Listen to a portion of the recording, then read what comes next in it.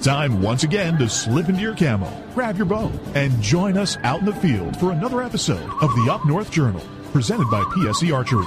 The Up North Journal crew is knocked and ready to rock for another exciting adventure. So let's step outside and hit the trail. This episode of the Up North Journal podcast is brought to you by PSE Archery, ScentLock Technologies, Scent Blocker, Rambo Bikes, Hunter's Blend Coffee, Limwalker Game Calls, Stanislawski Releases, Copper John Sights, Easy Cut Outdoor Products, Fourth Arrow Camera Arms, Wind Sense Hunting Sense, X-Stand Tree Stands, Spot Shooters, and Twisted Mind Bowstrings.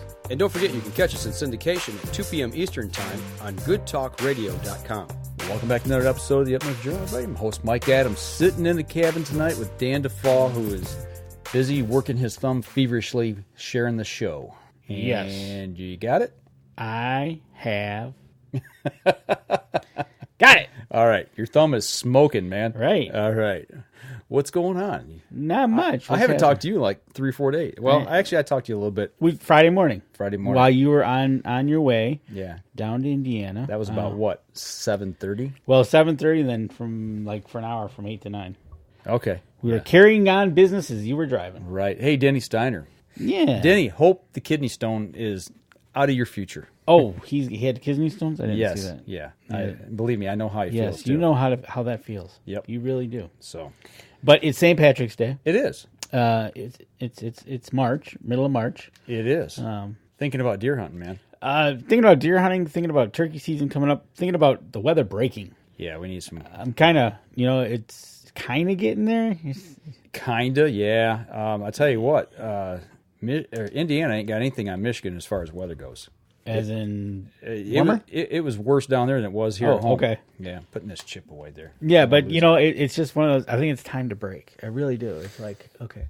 Yeah. It's getting to me now. Well, I've been checking the weather for a week, hoping that, actually for the last 2 weeks, especially here at home, tried to get out on the ice, wanted to get the Rambo bike out on the ice and see if I could do a little testing with it and see if I could actually pull an ice shanty, my ice shanty with it, and get across the ice and around for ice fishing. Right. And then after I did that last weekend, this weekend, I checked all week trying to make sure we had good weather leading into working on the property down in Indiana. And everything seemed to play out right until I got down there. Oh, okay. Well, we're going to find out about that. But first, I think we should go back, kind of talk about the Rambo bike first, because we didn't get to talk to it last week because we had Jay Gregory on, which was a great show. Yeah. And that's been going good all week, and comments left and right. And yeah, no matter what side of the fence you're on with CWD, go watch it.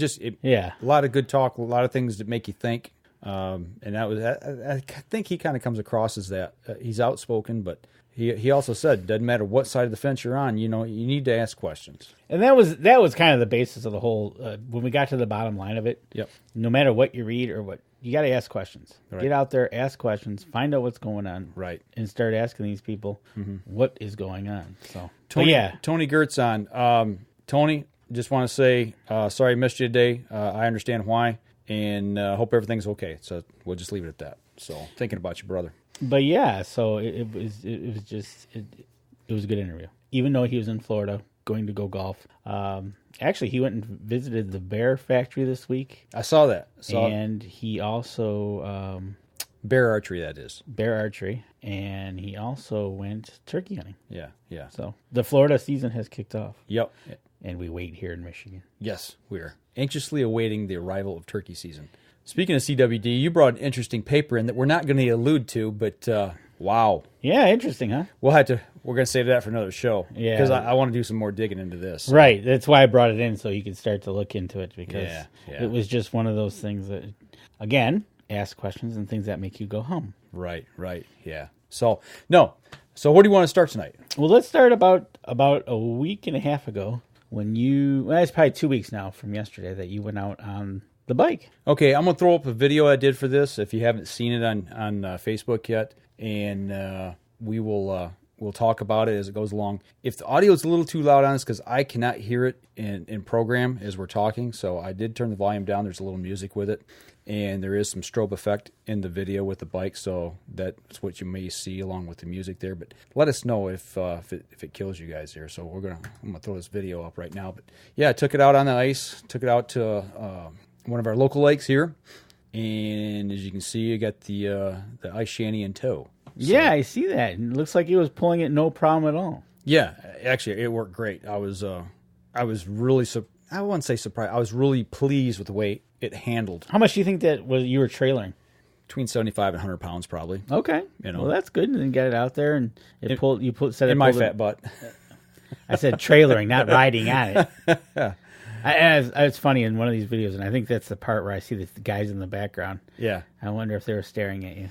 You know, there's 4 different people that came up and talked to me that day. Really? Yes, absolutely. Yeah. It was pretty cool. And, you know, they're like, are you pedaling? I'm like, no, it's an electric bike. You know, I said, you can pedal, but that was the whole deal there was just getting out there and running the electric bike, seeing how it would handle, seeing how the battery held up and all that. And the fat tires worked pretty good in snow. Absolutely. There was, probably 2 to 3 inches hard packed snow there. I mean, it was hard. You can see, we're barely making a dent in it. And, you know, you can see the arc there that I'm traveling, you know, as far as turning. I wouldn't turn real sharp with it. I tried to one time, and it started to wash out a little bit because there just wasn't enough enough snow between me and the ice. Yeah. But no, it really didn't spin the tires. It took off and pulled and handled very well. So that's awesome, you know. So that you know, especially on a lake like that, for going from the boat launch where you were to the other side, it'd be no problem at all. Yeah. You know, you could zip across there in a heartbeat. That was the thing, you know, is getting from one side of the lake to the other quickly. It pulled everything, and you know, as far as a guy who's ice fishing, bopping around from lake to lake to lake, that doesn't want to spend money on a ATV or a snowmobile, you know, you might consider a Rambo bike. Right, exactly. And do you know what model that is? That's a 750R. That's last year's model, 750R. 750R. Yeah. So that did a job for. Yeah. And then you got some video here that you got into the woods a little bit. Yep. Yeah. Pedaled around on it through the woods. It was. You can see a little bit of snow on the ground, but there was a lot of mud as well. I mean, this day was almost 40 degrees by the end of the day. Yeah, it was getting warm when you were out there, and you know, I really never noticed this, but the trees out there, they got Rambo right on the tree. You like that? Yeah, and right on the bridge too. It's pretty cool. Yeah. I never really noticed. I have to go out there and find that bridge. You go out there and look for it. I'm going to. So, but no, it did its job, and you know, now in the mud, there were some spots there that I didn't feel safe with my abilities at riding up and down the steep embankments in the mud. So, I walked it or avoided them. Well, that one spot, it looked like you were on the path, but you were coming down to the creek's edge. Yes. I was waiting for you to go in. At that point, I was. It looked a little nerve wracking there, so it was pretty cool. But so that's a 750R. Yep. And they have another one as well. Yeah, 1,000. Okay. Yep. But for that one, like you said, trailering about 75 worth of gear on the sled, pulling it on the snow. Yep. Probably, didn't seem to be an issue. No, not at all. So if you think you had a little trailer to hook up with that, it'd be all right? Oh, yeah. If you had a trailer, you could put all kinds of stuff in there. Matter of fact, I know, talking with Josh Hagerman, who we've done some work with these. He's got a trailer for his. I actually saw one down in Indiana at the archery shop that I stopped at.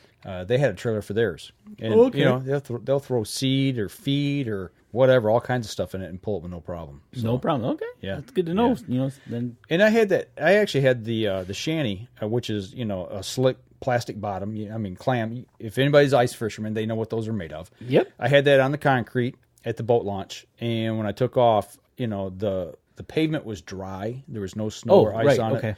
And it pulled it across that hard surface, no problem. No problem at all. Yeah. And then when you got on the snow, it was easy. Yeah, even easier. So easy peasy. Yeah. But it worked really well. And the people kind of looked at me puzzled and asked a lot of questions. Tried to get them to ride it, and they wouldn't.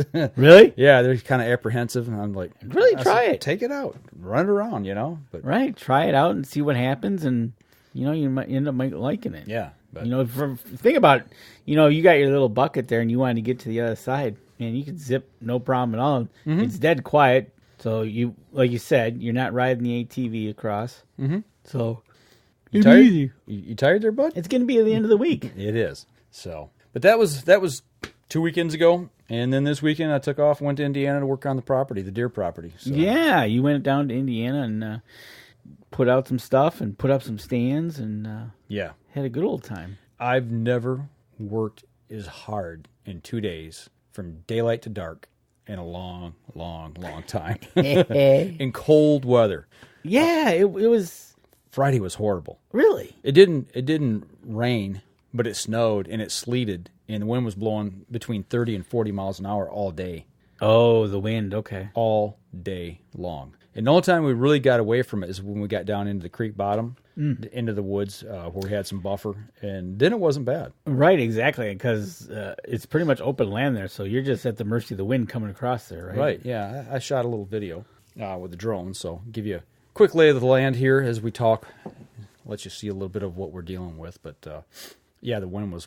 This was actually, I shot this on Saturday, but the wind was just howling incredibly all day Monday. But as you can see, a lot of water. That's one of the cornfields there. That's so they got standing water. Got standing water, and we had to deal with a lot of mud.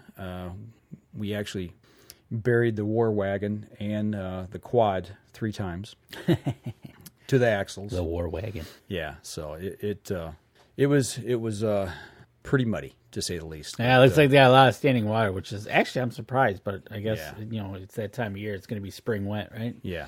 Fields are wet down there. We got around pretty decent. The biggest problem we had with getting around was the skinny tires on the war wagon. Okay, we had all of our equipment on the back. Actually, got a picture of the war wagon. Yeah, I do have a picture of the war wagon here, so throw that up there. But as you can see, we threw all of our gear on. That's how we transport a lot of the stands around. Had everything we needed on there, but we sank that right to the axles. A little 4x6 trailer. Yep. So it worked pretty well. Breaking stuff down, throwing it on there, having all the gear there, whatever we needed. But we got out there the first day. This is some of the things that we were dealing with right here. Thorns? Honey locust trees.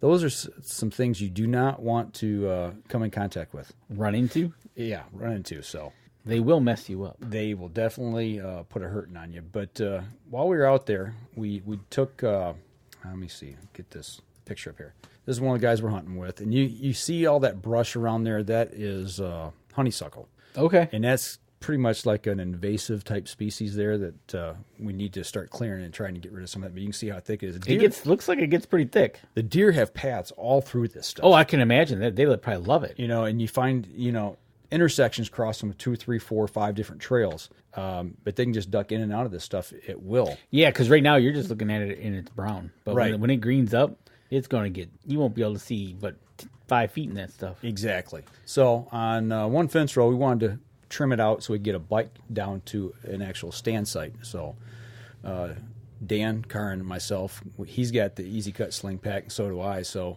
we took the loppers and our pruners and went to town, but that was pretty much covered up and we cleared that path out. Okay. So you just started clipping away. Started going at it, yeah. Throwing the brush off and... Yep. It's one of those things that it's a good time to do that because you can see where you're going, first off. Mm-hmm.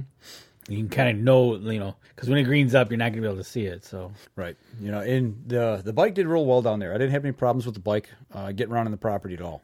The fat tires in the mud definitely made a huge difference in getting around. Oh, I can imagine. So that's...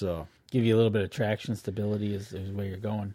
Definitely, I'm going to be using that a lot during hunting season, getting, to my stand locations, taking stuff out, what have you.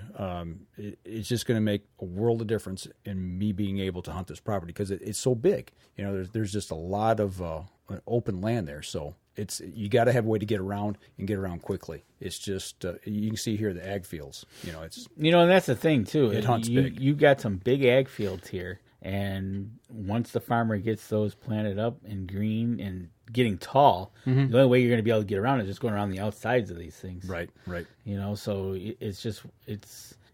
that bike's going to come in handy when you're needing to go across. Well, I'll tell you what, we're bumping up here on our first break. Why don't we go ahead and let's step outside, take our first break. We come back, we'll kind of run down the days in detail here.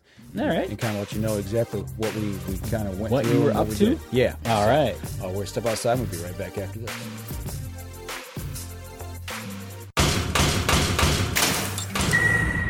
PSE Archery has reinvented the way you buy bows. From now on, you can make the most educated decision possible by basing your bow choice specifically on your shooting needs and goals. All you need to do is ask yourself, what kind of shooter am I? What do I want to achieve? PSE will help find the right category for you.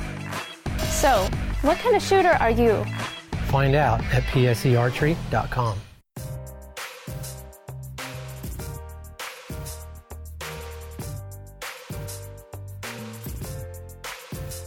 Welcome back to the second segment of the show.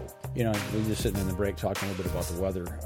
With the weather, the wind blowing like it did that first day on Friday, my eyes are still almost like sand. Yeah, windburnt eyeballs. Yeah, it's they're not painful or anything, but it's just but like they're scratchy. Yeah. They took a lot of abuse probably from the dust and the wind and everything that, I don't think you were wearing glasses 24/7 to protect your eyes. Did wear sunglasses yesterday for quite a bit of the day because it did get nice yesterday as far the wind died down and it was sunny pretty much all day. A bright sunshine. Awesome. So, I was wearing shades while I was out. But, that's some of the things you don't really think about when you're going to be out working is some of the things you might need. And when you do remember, it's usually too late. Yeah, like we had the war wagon, and we kind of thought that through. We moved some stands, and anything that had old straps, just simply cut them, got rid of them. Yep, definitely. One of the guys brought packages of new straps. So, speaking of that, since you were talking stands, you were putting up stands, and it's spring here. Were these locations thought about after last year's hunt? Some of them were. And we did some scouting as well while we were there. Okay. We found 3 or 4 sites that I'd never actually been to before yet on the property. Okay, right. It's only the second time you were there, so yeah. Well, no, it's only you're right. It's the second time I was there on the property. But it kind of started putting that puzzle together. And actually, Dave and I looked at drone video last night after we got back to. Actually, back to the cabin on wheels. Yeah, this is where I stayed. This was down at the archery range down there. I'd stayed in the trailer, and actually that's Tony's trailer. And I hung out there. We'd get up next morning, get breakfast, get all of our supplies together, and then we'd roll out and have to make the long drive to the property. But we were going to put this on the property, but the problem was it's too wet. There's no place I was going to put say you can't put it on there right now because if you were having troubles with a trailer, you'd bury that instantly. Yeah, so we had to. It was just something we had to do. We had to make that drive. Yep. And so that added a little bit of time to our day, to and from. But you do what you got to do to make it work. Right, exactly, and that's one of the things that So exactly, you're doing the safety thing. You're getting rid of all your old straps, weathered straps. Yeah, definitely. Yeah, you don't need to play that game of being up a tree and go, "Oops!" Now I know what I forgot to do. Yeah, that's something that I recommend. That and I've not really done that in the past. I go move my stands, what have you, because I'll loosen up the straps, leave them setting up against the tree, whatever. I need to start paying more attention to that. Usually look at them and look at them and see if there's any fraying going on or any thinking about it. But yeah, especially with the hang-on stands. Hang-ons are a little bit different. And climbing sticks. Yep. Those definitely you should be in tune with what your straps look like because you don't know little Mr. Squirrel could be chewing away at it on the back side. You won't know it till too late. Right. Yeah. It's not worth the hassle of falling or getting hurt or whatever. The straps are cheap, and that's just something I think we often overlook. But it's a simple, like you said, it's a simple change. So kudos to the guys down there of thinking that through and having them there ready to go. So single set stands or doubles or you mean as far as like 1-man or 2-man? Yeah, 1-man stands, 2-man stands. Everything that right now we've got is singles. Okay, yeah, okay. A combination of a few hang-ons and a couple ladder stands.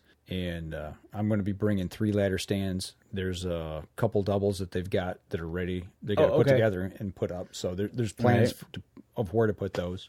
So do you guys are you guys thinking about putting together a aerial photo of the area and start marking?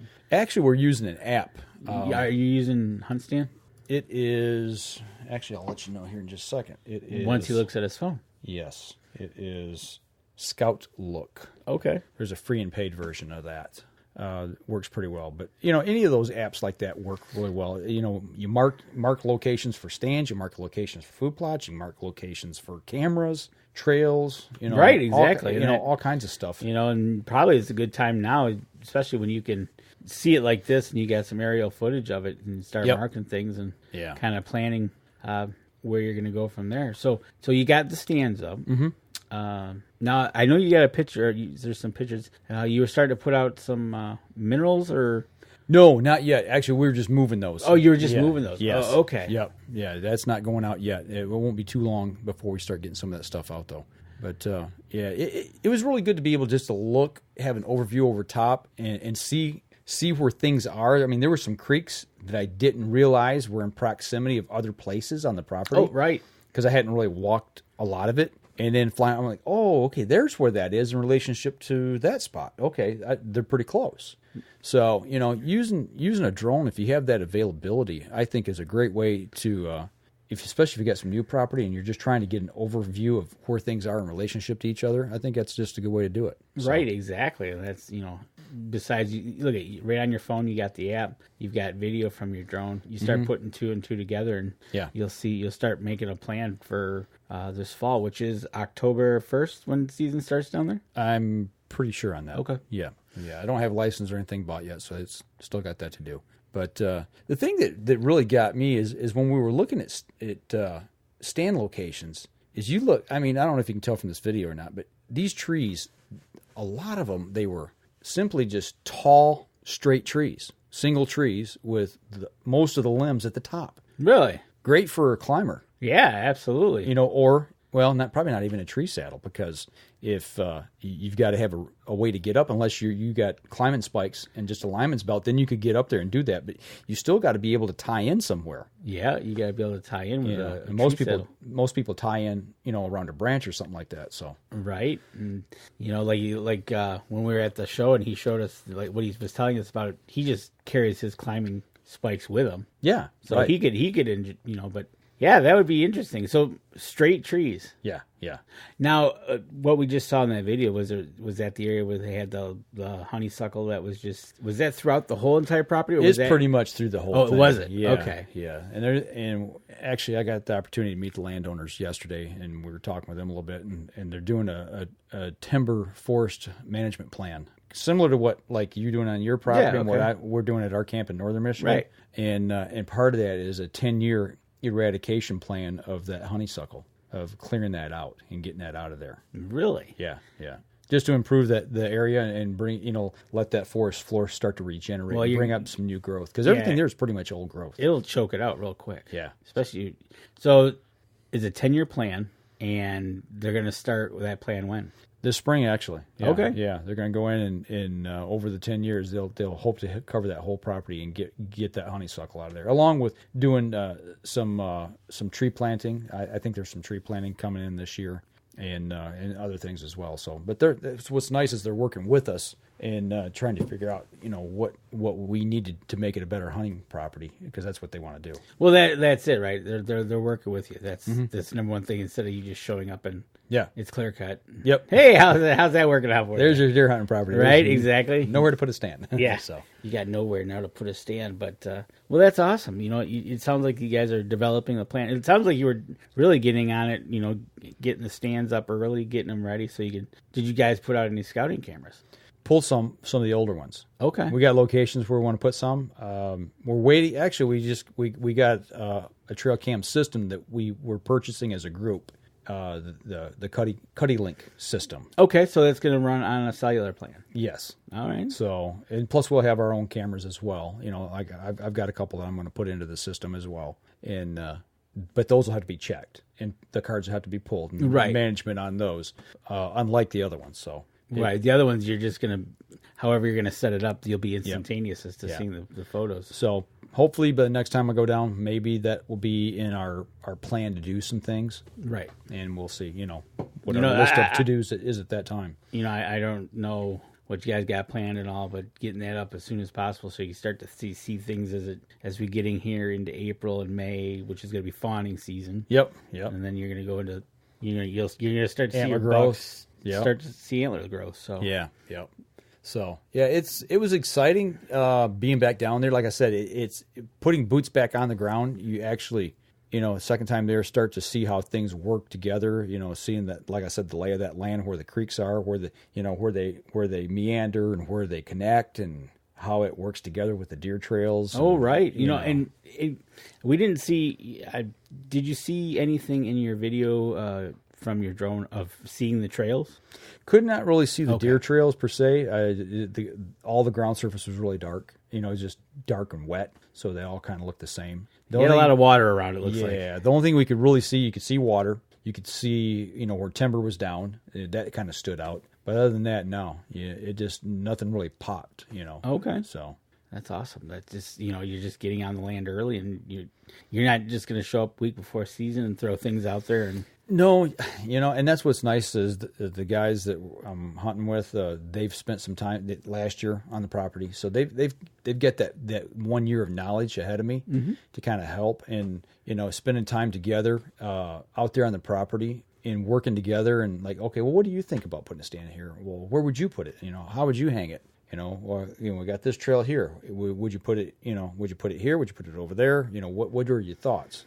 So those types of things, when you've got 3 or 4 people together working together, it's it's not like, okay, I'm gonna put it on that tree and I hope it works. Right? No. You're thinking it through. You talk it through and you work together on it and come up with a plan. And try to maximize the potential of that area that you're going to put it. I think what you already did, you've shown a picture of what you did with the Easy Cut. You cut that trail by the fence. Right. I bet you that's going to become a nice little... It's interesting you said that. We cut that, and we spent probably 2 to 3 hours working through there, because it was a long trail. When what you saw there was maybe half of it. It was quick work with the tools we had, but it was really long. And we went back Saturday morning, and we went to take Tony over there and show him where it was at, show him the new access to that location. Okay. And we came in the back way, and as we're walking in, I was like, I wonder if how long it would take the deer to get onto this. And we looked down, and deer are already using it, because we had it completely cleared out and cleared all the brush out so you could walk through there, nice and easy. So there was no tracks when we left. No, right. And by the next morning, the deer were just using it and tearing it up. So there you go. So you're helping the deer already. They're liking it. Yeah, I made our trail, but now they're using it. But I tell you what, we're bumping up here on second break. Let's take another break. We'll come back. We'll continue the conversation on this. So, step outside, and we'll be right back after this. PSE Archery has always dominated the speed category. Now, the most revolutionary cam system ever to hit the market has perfected the shooting experience. Introducing PSE's Evolve Cam System, featuring extremely high let-off capabilities and the smoothest draw cycle in history. No other cam system has ever delivered this level of total comfort and total control. Experience PSE. Experience performance. Welcome back, third segment of the show. Usually we haven't said anything, but usually, typically, we're sitting here having coffee, Hunter's Blend, and again, if you want some, try it. Make sure you get over there. Get 10% off by using our code, capital UNJ, when you check out. You'll get 10% off. 10% off. HuntersBlendCoffee.com. Exactly. But why do we not have Hunter's Blend? Because you've been drinking it all day, and you are geeked up on it. We've got to shoot archery tonight, and I'm trying to come down off my caffeine blitz. Yes, that's a nice way of putting it. Right? I've had like 2 pots of coffee today already, so tonight ought to be really interesting. We're not going to add a third pot. I'll probably be shooting the walls, the floor, and the ceiling. You probably will be, and don't complain that you're not being able to keep still. Right? So I'll just go, excuse me, coffee. Right. No, it's I drank a ton of coffee in the last 3 days. So yeah, and a lot today. As I was coming back, I had a thermos with me. I had a big cup to start with, and I had one to start with this morning, and then I had some at breakfast. And now you're here. And now I'm here. So yes. So that's the reason we don't have coffee sitting on the table. That's why we don't have it today. Question for you. Yep. While you guys were doing this, were you getting an idea of what was going to be planted, where you're going to plant stuff? Yeah, we actually come up with some locations for food plots, whether they be spring or fall, and also kill plots. My only concern is as many deer as there is there, even though there's a primary food source, they're going to do soybeans this year instead of corn. So they're going to have plenty of food, but it's like, okay, even with that, if we it's like, okay, I'm going to give you a steak, we're going to give you some potatoes, we're going to give you some vegetables, and then when you get all done, over here's a dessert. Well, where are you going to want to go? You want that different stuff, and you've got that many deer on the property. I'm afraid our plots are going to get smoked. Well, you might have to think about, because you know what happens up at our northern camp. Well, yeah, it doesn't grow much. Yeah. Okay, so first question I'm going to ask you is, are you going to put these in yourselves with the tools that you have, 4-wheelers, et cetera, et cetera? Maybe. Okay. All right. So then my next question might be is you might have to fence it off. Yes. Because if it's soybeans. Yes. And here's the problem with soybeans is they're going to get harvested about the second week of bow season. Well, there's that, and there's also if it's corn, the deer usually tend to just stay in the corn and don't have to go anywhere. Right. Well, now soybeans you can see all the way across the field. Oh, right. So now it's like, okay, those deer got to go somewhere. Right. So now they're going to be in your woods. Yep. And like you said, if you put a buffet there for them, they're going to say, hey, well, why should I go anywhere? Because I'm just going to sit here and eat. Well, that's just it. It's like if you go to dinner somewhere at a restaurant and you eat, and on the way home, it's like, well, I got a sweet tooth. I'm going to stop at the ice cream shop on the way home. Exactly. That's so. And that's funny you mentioned that because you just might have to get a battery and some little electrical fence and kind of. We talked about that. Get it blocked off to let it grow, and then when you guys are ready to hunt, pull it down so it gives them they can come in then. But I think being soybeans, which they planted corn there last year, you said? Yes. Wow. I bet you're going to see a lot more deer this year in the fields, just for the sheer fact of you will be able to because of the soybeans. Oh yeah. I think you're going to see them probably primarily on the edges. If coming out of the woods to the edges, like you said, there's not going to be that cover of the standing corn to protect them. Right, and they'll lay down in it for a little while, but typically, like once they get into the thick stuff, and they can hide in there, and it's probably cooler in there. Right. It'll be cooler in there because it's thicker and more shade. Then at night they'll head out to the soybeans when they're ready. Right. They'll nip the tops off of those things. But it's you're thinking about where you're going to put it now and get it ready. It's just now how you're going to protect it because they're going to want it. Oh right, yeah, exactly. Fresh green tips, yummy. We did see a few deer while we were down there this time. Not as much as did the first time. I mean, obviously we had the gear out. We're making noise. We're doing some cutting. Actually ran the chainsaw a little bit. Had to cut some logs out of some trails and things like that. But walking around, we're seeing a lot of this. A lot of decent tracks. Nice little track there. Yeah, he's not a bruiser, but we laid a $1 bill next to that, and that's almost the length of a $1 bill. Right. He's a decent sized buck, no doubt about it. He's putting his foot down in that mud, and it's sinking in. Yeah, and you'd see tracks all over the place like this. I wish I had the picture up, but there was a trail that was just beaten down. I took a picture of. It was 6 to 8 inches wide, and it just you could see it in the distance as it ran. We've talked about the food source. What about a water source? I see, like in this picture you're going to show here, where you found some bone. Actually, yep. You got some standing water there. Yep. Now that's going to go away. Eventually, that's going to go away. I don't know if there's any lowlands on the property. We got the creek, the main creek. So is that going to be like the major source of water running through it? Yeah. Well, there's a little oxbow creek that runs through there as well that keeps water up until late in the season before it actually starts to dry up. So okay. Yeah, so there's usually water available. The creek is probably waist deep at its deepest spot. Okay. And it's got a decent current to it, so it's I don't know that deer like to drink out of fast moving water. Somebody down there said that they like that still water because it doesn't make noise and they can hear better. Well, they'll drink out of what they have to. Yeah, they'll drink out of a rut in a road if they have to, or they'll in a field when the field's planted, they'll end up being standing water somewhere. Now they do get a lot of moisture off the corn leaves and stuff. Right. I don't know if they get the same amount off, but they'll get off of soybeans. But it's just I'm just trying to think of all the. So this one, you found this piece of bone walking through the area. One of the kids that was out there working with us actually found this when they were running the quad to get supplies for us. It's the only piece of bone we found. I was looking pretty much. Is that a 4 or an 8? That's a 4. The brow tine okay, there by my finger is broke off. Okay, so yeah. The brow tine was probably about as big around as my pinky there. That's kind of hiding behind where it's broke off there. Now, did anybody own up to seeing this buck? No, David said he thought he might recognize it because of the kick on the end of the main beam. Okay. It's kind of got that little dagger. Yeah, it's got that little swept up look to it. He said he thought he recognized that. Okay. But if you look like where where it would actually attach the pedicle. Yes. He held that bone up, and we started talking about it, and he's like, if you look at that, it was real.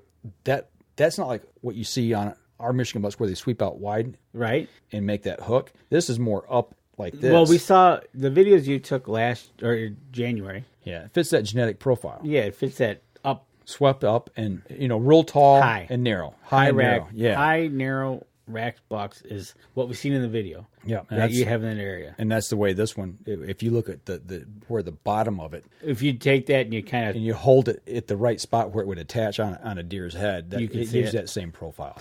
Yeah, that's the thing. You're having that genetic. So I tell you what, it sounds like if you're going to find a wide rack there, that's going to be interesting to see. It'd be out of the ordinary, actually, because everything I've seen has been tall and narrow, right? Real tall. But so, it just and we didn't find the matching one. No. And actually, that one was probably 2 years old. It was in some tall grass.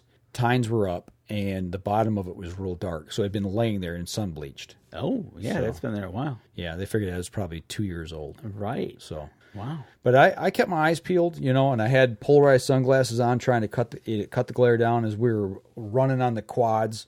I was standing up in the back of the trailer, hanging onto that back tailgate, and I was surveying and looking as much as I could every time we took off and went somewhere. Or if I was on the Rambo, I was looking as I was driving, trying to find it. But we just didn't see any. Really? That's surprising me. Me too. I was thought surprised. for sure you'd find, especially the way I saw those from your videos, seeing the fields are brown and bare. Yeah. You know? But everything looks like a corn stalk, a crushed down, a laid down corn stalk that's been cut. True. You actually have to walk it. Yeah. You have to walk it and walk right up on it. Yep. So that's the way that one was.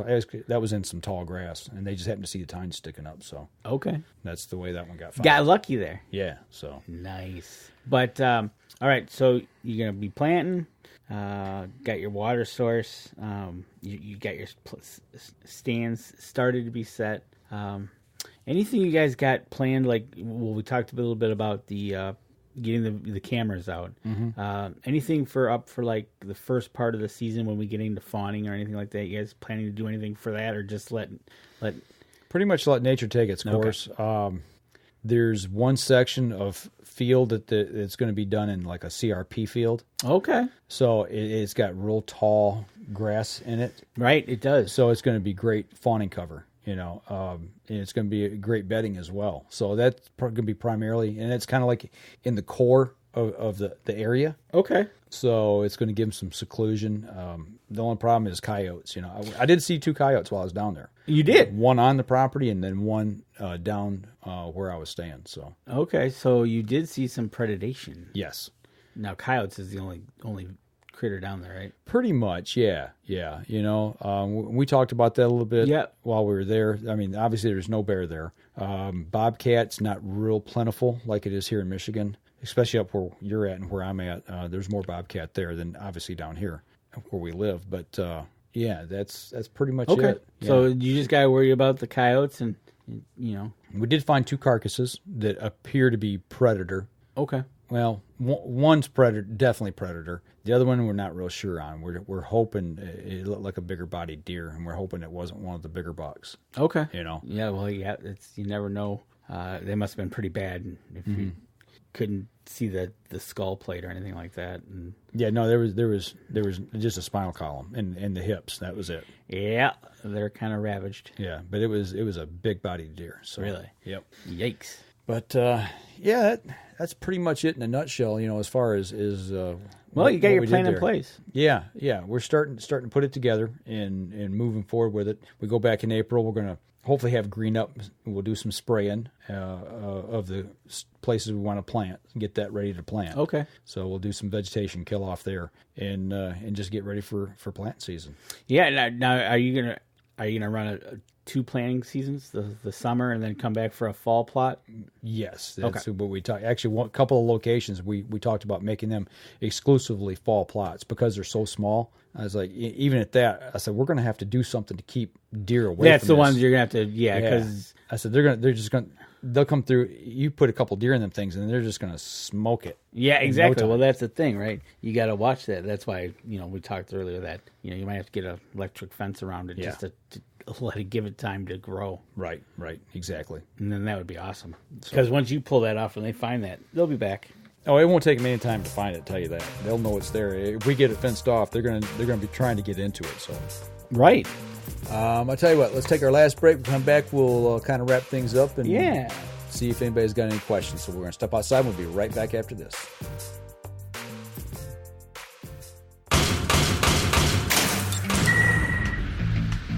Acceleration is part of PSE's DNA. PSE pioneered the speed movement. Now they've developed the vapor category to help you find the most powerful bows on the market to fit you. High speed equates to intense power and building the momentum you need to be successful. Are you a vapor shooter?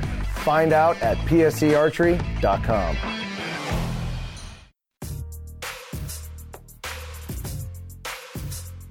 Last segment of the show. I was accused of bringing bad weather down there from Michigan. I want to make this perfectly clear. When I left Michigan, it was warmer when I left here Friday morning at 4:30 a.m. than it was in the middle of the day in Indiana on Friday. So you actually tried to bring it down, but they blocked you and they kept you in the cold. Yep. And when I left today, it was snowing. Yeah, and the further north I drove, I got maybe 10, 15 miles on my trip, and all of a sudden, it was almost a whiteout. Really? Yeah. Well, yesterday morning here in Michigan, I heard they had whiteout warnings. That's what I heard. Yeah. They traveling around was kind of interesting, I guess. I just kind of stayed and watched it from the inside. It was the safest place. Probably the best place to be. Right, exactly. So, you just... And it's actually warmer here than it is in Indiana where I was at this morning. Really? Oh, yeah. Yeah. And the weather's better. It's sunny out. Well, it's not now, but it was when I got home. So, we got 2 weeks left of shooting. It's cloudy, I guess. It's not too bad out. But yeah, it's 2 weeks of shooting left. 2 weeks of shooting left. You're going to be all jazzed up tonight. Got 2... I was going to say cups, but it's more like 2 pots of coffee. 2 pots of coffee, yeah. All right. I'm all caffeined up. I'm ready to go. Last week, actually, I think we're doing okay. I think for me personally, coming out of this league, I'm getting to where I wanted to be. I'm almost there. I wanted to be consistent. And last week was probably the most consistent. You're consistently working your way forward. You're marching up, and I've kind of been erratic. That's what my goal is. I'm trying to be consistent on the target and not have so many outliers. Right. And when I do, it's like, okay, you know why you did that. Oh, yeah, there's no doubt about it. Yeah. It's my shooting, I'm more aware of when I do something wrong. I know why, and that's a good thing. Exactly. You're starting to identify what you're doing. Yeah. So that in turn is making me a better shooter. What I've got to do is get into that repetition of, and you've heard me talk about this many times on the range, more forward pressure. When I don't have forward pressure, I break down on the shot, and that's when I throw a shot. That's a good one. Is when you break down the shot, because I do that sometimes, and I'll creep forward and it starts just all going. It's like, hold on. Yep. And then like I'll hear you say, because typically we shoot next to each other whenever we shoot. Yep. And I'll hear you say to yourself, I should have let down. Yep. And it's like, but. Do you talk to yourself when you're shooting? Oh, I always talk to myself. Out loud? I really don't hear you talk much. No, I don't think out loud. Yeah, I do. I'd like to sing, truthfully, but... Yeah, I'm like, big dummy. What'd you do that for? I heard that a couple times. Yep, I've heard that. But I think we're improving. I think for our first time doing an indoor league, for where we were in January to where we're coming out of here in March, 3 months later, I think we're getting there. It's But you switched up a lot of gear here in the last week. All of a sudden, you just like threw caution to the wind and went, I'm doing all this. Yep. How'd that work for you? I was more consistent.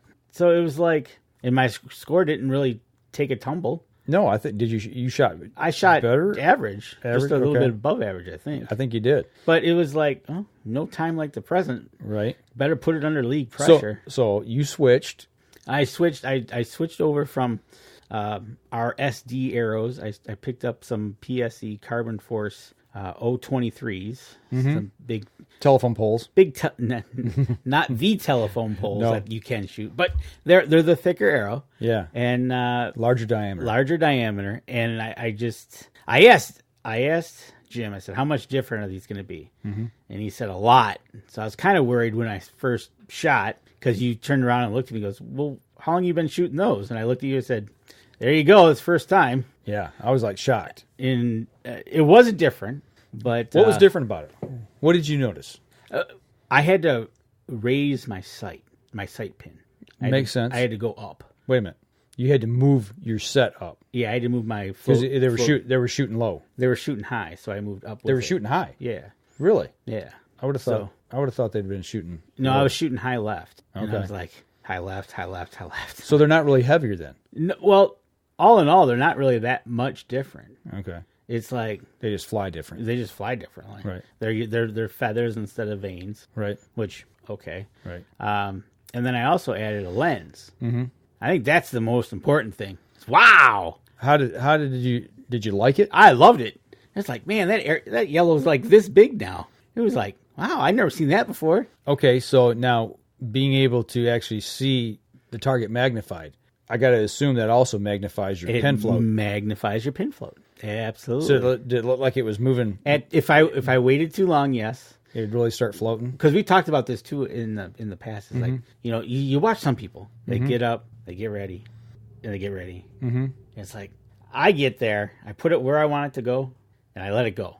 Because if I wait, it starts wandering. Dancing, yeah. It's like, okay. And then you start really overthinking it. It's like, no. Just get it to where you want it, put it on the X, let it fly. Do you put it on the X and shoot, or do you let it start to float towards the X, and then you fire as it gets to the X? Okay, so how I've been working on this is I've been trying to hold it steady on the X. Okay. Typically what I'll do is I'll let it float into the X and be steady, and then let it fly. Okay. Right to left. And I come in from the right, put it on the X, and let it fly. All right. Don't ask me why. It's just, that's the way it was. I think I know why, because typically when I shoot at an animal, I'll put it on the animal and I'll follow where I need to go. Yeah. Like bottom of the body, back shoulder, then let it fly. So it's kind of doing the same thing. It's like I about talking to yourself about it. Right. That's what I was doing. I was like, well, why are you doing that? And then I started thinking about it. Like, oh, you dummy. On a 3D target, that's what you do. You look at the target and say, okay, there's where I need to go. I need to go right behind the shoulder, right there. Let it go. Now, shooting with glasses, I mean, I had to make that switch last year because of my eyesight. Are you nearsighted or farsighted?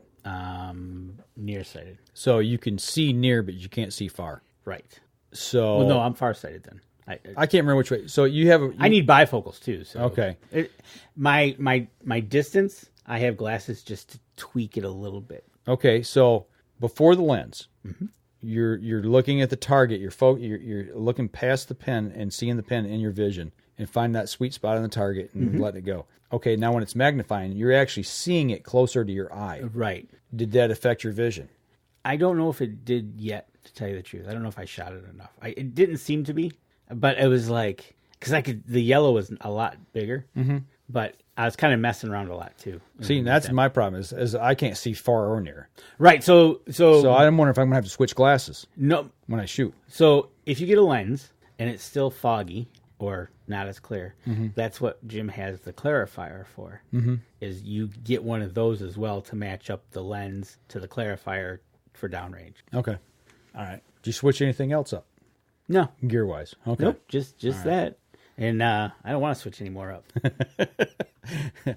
Wait, we'll get new bows, and then we'll switch everything up. If it's the new bow, that's a whole different thing. That's just one of those things. Right. But we got 2 weeks to go, and then we'll see what place we're in. I have no idea what place we're in now. I don't even know how they keep track of how you win your round or whatever. I mean, it's you guys are probably laughing at us, but honestly, we just go in and we shoot. I mean, I know how you keep score, but it's like you're shooting against the guy, like if you're shooting top row or bottom row, the guys who come up behind you is that's the team you're shooting against. And I don't know if 1 week to the next if we win or lose. I don't know. I've seen like we've taken a point and a half, 2.5. Yeah. There's handicap. Yeah. Yeah. I don't get it. We just shoot.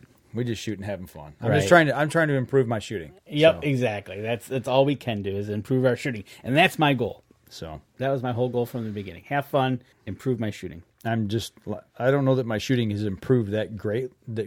Well, when you talk about, trying to keep them in the yellow, in the 9 and 10 ring, I'm condensing and less and less and less I have fly outside that. That's exactly from week to week. Exactly. Because typically on the 3-spot target, you have the blue ring, which is the 6 ring. Yes. And I shoot a single face.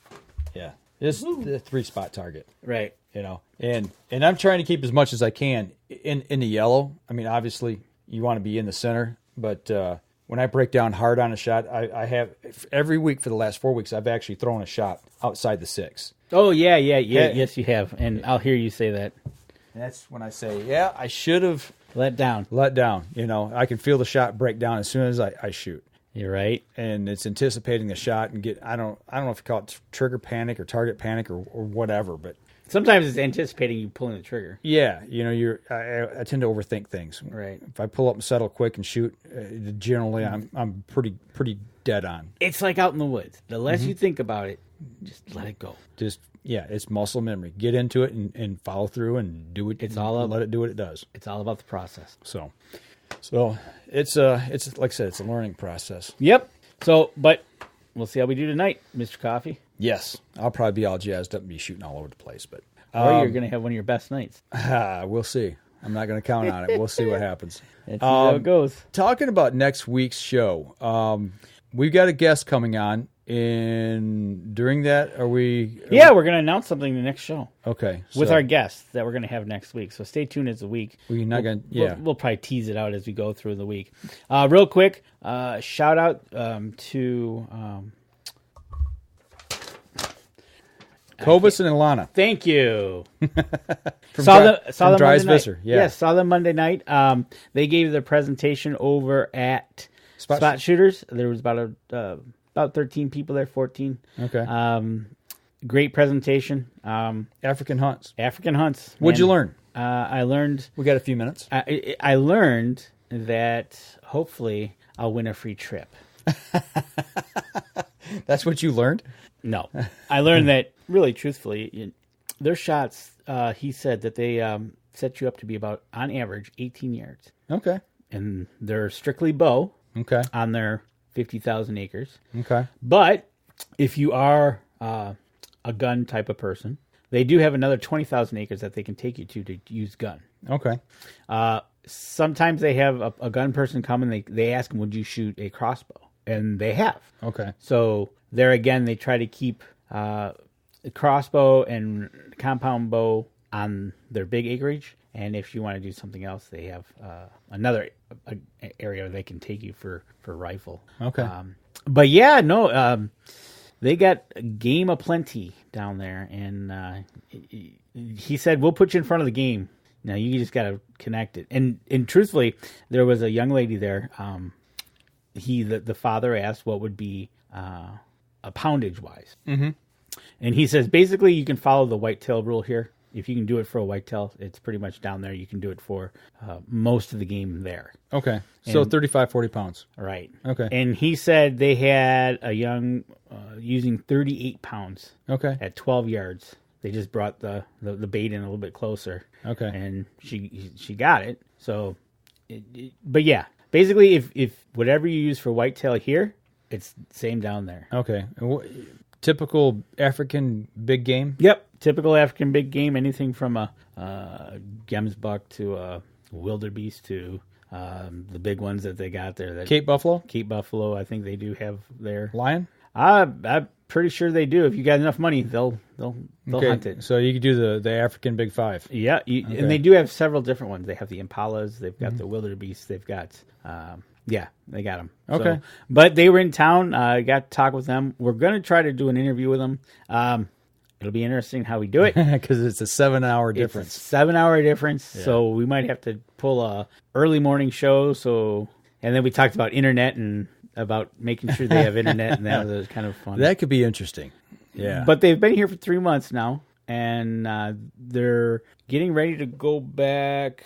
The 21st, I think, is when they're flying back. They're down in Columbus for that show. Then they got some stuff they need to wrap up at a couple shops, and then they're out of here. Okay. Well, I know I know somebody pretty well that's a couple guys that are going on a hunt over there. Oh, yeah. So when they get back, we're going to have them on. I don't want to spoil it. No. But they mentioned that, so I know who you're talking about. And it's funny you say that because they're like, especially with a 7-hour time difference. And it's just like, well, we could call you on our typical time and it'd be like 1 o'clock in the morning there. Right.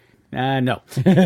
So, but yeah, they were in town to give over at Spot Shooters. And if you're ever thinking about doing some African, the price really is not that bad. It starts at, I think their cheapest hunt is basically $1,000. Okay. And then you can go from there. Well, I remember Jerry Long, who used to run with us here on the Up North Journal. He went with Dries Visser back when he went. We actually, I don't even remember what episodes those were, but that was really early on with the Up North Journal here. That I talked to him about that. I think on a couple different episodes. Okay. That we talked about his trip over there, how he hunted, what he hunted, how to get it back, and all that kind of stuff. So and their whole presentation that they did, they went through everything. Okay. They went through the hunts you can go, what airlines to go. Okay. And here's a little tip. The one that's doing taxidermy here, and I can't remember who the taxidermy guy was, but how he's been doing it, this will be his second year, and he's picking a different place to go to fly. He's going to go somewhere first to do some sightseeing and then fly to Africa. Okay. But you can fly direct out of Atlanta, I think is what they said. Okay. Don't quote me on that. But you can take a direct route, or you can take and go somewhere else and then end up in Africa. They told you what airlines they like to use. They kind of told you how the process is. You can actually have your animals done there, taxidermy-wise, but you got to think about that as well. It's going to cost you a lot of money, and it's got to be packed, and then it's got to be shipped, and then you hope to get it here in one piece. Yep. Or they do kind of the whole taxidermy thing down there, and then do your hides and everything, and then they ship it here. It'll take about 3 months to get it from there through customs up here, blah, blah, blah, to your taxidermy. Okay. So you're not going to go on a hunt. You're not going to have depending on how quick your taxidermy guy is. Right. Add 3 months to that. Right. It takes you 3 months, and it's a few $100. You don't have to pay for it right away, so you don't have to, whip shell out the it cash. out. Right. Gotcha. Yep.